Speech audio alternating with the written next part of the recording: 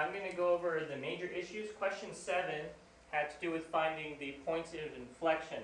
So most people were okay finding f prime and f double prime. F prime being 15x to the fourth minus 20x cubed. And then they found f double prime of x to be 60x cubed minus 60x squared.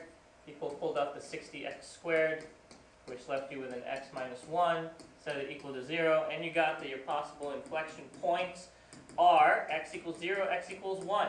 Okay, the one thing that people did not do is make a sign chart to test these things, and if they did make a sign chart, some forgot to label it. So it turns out actually that if you plug in a number way negative, this stays positive no matter what, this becomes negative. If you plug in a fraction, this stays positive no matter what, this is negative, this is positive. So it stays concave down, concave up. So the actual only point of inflection is 1, not both. Okay, so you had to check that. The next question that caused problems was the mean value theorem. Okay, a couple issues. Most people knew was f of 1 minus, or f of b, right, minus f of a all over b minus a is equal to f prime. Okay, I'll just do the derivative here quickly. That's x to the 1/3, so you bring the 1/3 down, x to the negative 2/3. Okay, so this part was fine. So you get 1/3, x to the negative 2/3 as your derivative. Here's the problem. So you get cube root of 1 minus cube root of negative 1. All over if you simplify 2.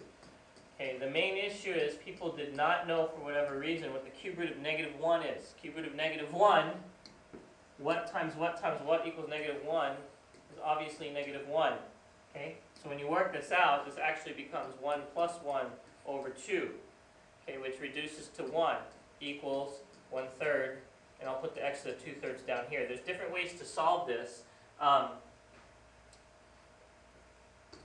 One thing that you can do is take this x to the 2/3 and cross multiply it over here.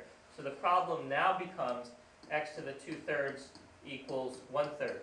Okay, so the question is how do you get rid of that 2/3? There's a couple of different ways. The easiest thing to do would be to raise both sides to the 3/2 power, but keep in mind the half on the bottom is a radical, so there's going to be a plus or minus, and that was your answer. Question number 11, it says which of the following is true?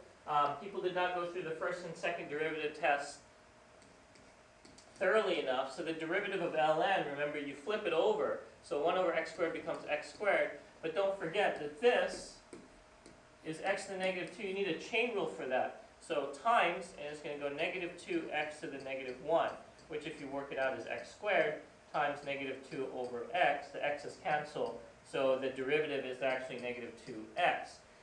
So to talk about increasing an absolute minimum, you would go here, set y prime equal to 0, and it turns out your critical numbers are going to be just 0. So now if you make a sign chart, label it, well, y prime, you plug in 0. If you check your SIGNs, okay, it turns out you get plus minus. So what it does is it goes increasing and then decreasing. So one thing is it's not always, or it's increasing for all x greater than 0. That is not true. Second thing is that absolute minimum at x equals 0. That is not true because this is actually a max.